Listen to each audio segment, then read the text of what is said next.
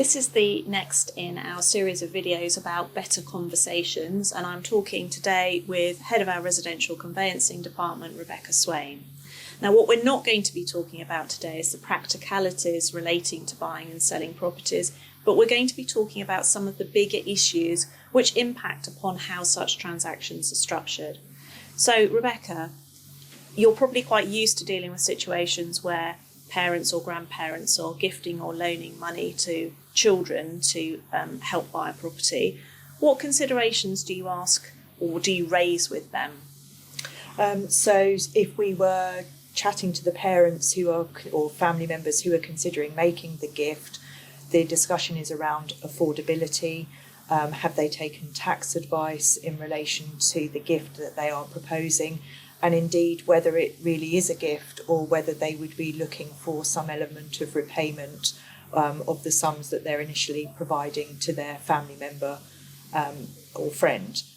In terms of that, consideration needs to be made as to whether the purchaser's lender will agree to any form of loan or second charge that the parents may desire to secure any funds they provide. And even if it is a pure gift, there is consideration to be made over whether a lender would find that acceptable, and it would certainly need to be disclosed to the buyer's lender at an early stage to make sure that they were fully aware of that. And what about from the relative's perspective? If, for example, they were making a gift, but were concerned about if the child lived with a partner or married somebody in the future, what sort of considerations would you discuss with them in that situation?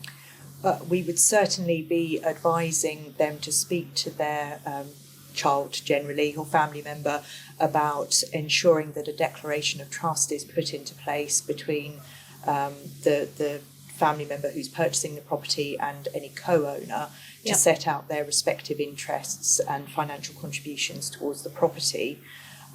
Also, if they are an unmarried couple purchasing a property, the recommendation would be also to have some form of cohabitation agreement put into place, again setting out their interests but also going a bit further in terms of outgoings and other costs in relation to the property. It's also important that everybody involved has a chance to take independent advice and also to make sure they're happy with the arrangements before getting to the point of exchange of contracts or even leaving it to between exchange and completion, because often by then the focus has switched to just getting into a property and it can often be left until it's too late. Yeah, and it's obviously harder for those conversations to be had immediately before the completion of a property. So the earlier people are talking about it and deciding what needs to be done, the better. Absolutely. Early conversations, even when the first thoughts of it happening come out, it's important to take the advice and then make sure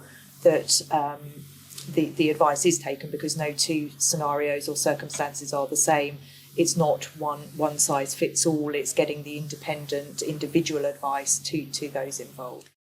Thank you, Rebecca. That's been so interesting. So I think the two key points which I'm going to take away are, firstly, the earlier we can have these kinds of conversations amongst families, the better. And secondly, that every family situation is unique. The advice that we give is just bespoke to each family situation. And we do need to understand the dynamics and the intentions of all the family members so that we can achieve the best outcome for you.